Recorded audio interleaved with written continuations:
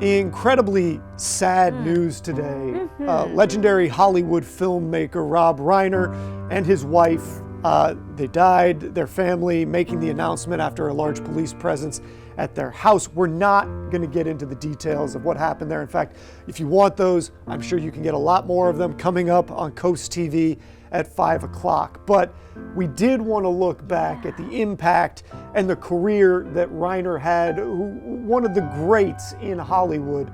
So let's take a look at that before we continue our discussion. Ma! You have to be kidding! America first came to know him as the hippie son-in-law of the blue-collar bigot Archie Bunker, played by Carol O'Connor in the 70s TV comedy All in the Family. It ran for 9 seasons. Boss, he's not my son, Gloria. I mean... Get your hands off my daughter, you balloon! While there were other acting roles, it was behind the camera that Rob Reiner had his cinematic impact, inventing the modern romantic comedy with Harry Met Sally, with Meg Ryan and Billy Crystal. The often quoted The Princess Bride, which has been newly rediscovered by younger audiences. And the military courtroom classic A Few Good Men, where Tom Cruise and Jack Nicholson faced off over a murder at the U.S. military base in Guantanamo, Cuba. He once told talk show host Howard Stern that he learned filmmaking from his father, Carl Reiner, himself an actor and screenwriter who had often worked with Steve Martin. Now, I can tell you that it wasn't until, and this is now, I'm in my mid to late 30s, it wasn't until I did Stand By Me that I started feeling myself. And I thought, okay, I'm carved. I mean, a long, long time it took me to start to carve out my own identity. World. Yes. Reiner was also active in politics. He routinely helped raise money for the Democratic Party. In 1998, he single-handedly championed Proposition 10, a 50-cent per pack tax on cigarettes to finance child education and health programs. He was also a fierce critic of President Trump. This was Reiner on the Jimmy Fallon Show during the president's first term in office. Unless the public is informed, we don't have a chance to hold this democracy together. So we're trying, we're fighting, and, hopefully we will, because we love this country and we don't want to see it devolve. Recently releasing Spinal Tap 2, a sequel 4 decades following his first movie, a satirical send-up of the then-popular rock documentary.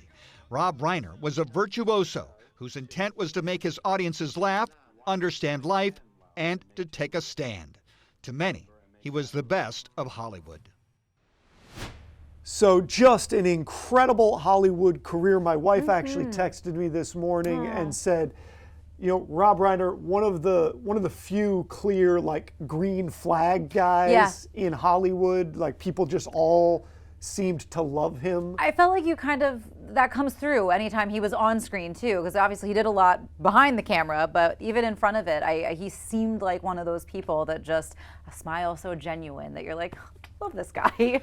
And listen to the body of work here, because his run. Now, my favorites. He did stuff for his whole career. We just watched a bunch of it, but listen to the run here from 1984 to 1992. This is as a director, mind you. He goes Spinal Tap, The Sure Thing with John Cusack, Stand By Me, Princess Bride, which I think is one of the 5 perfect movies ever made. Agreed. Then he goes When Harry Met Sally, switches up the genre, goes with Misery, and then does A Few Good Men. What an incredible run. Just that puts you in the Hall of Fame of movie people all time. In fact, almost most of those movies, maybe save for Sure Thing, any of those probably kind of gets you into that upper echelon of Hollywood. Absolutely. And I mean, like you said, The Princess Bride, I feel like is easily, it might be my favorite movie of all time.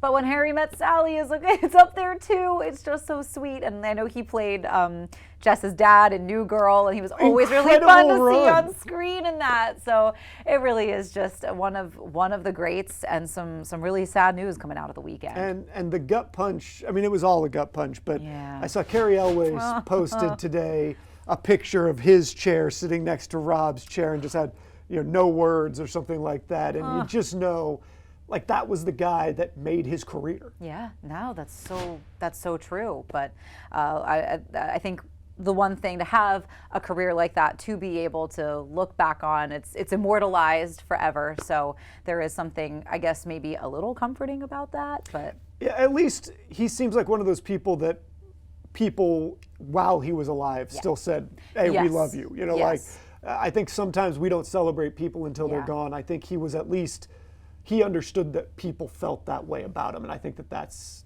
some little bit of a silver lining. Just a little, yeah, a little more peace. But the sad news over the weekend. But we thought it was worthwhile highlighting, you know, some of those little bits of such an enormous career. But we've got more CoastLife coming your way. We're taking a trip to browse about books again for some of you last minute shoppers. We've got some gift ideas for you when we get back.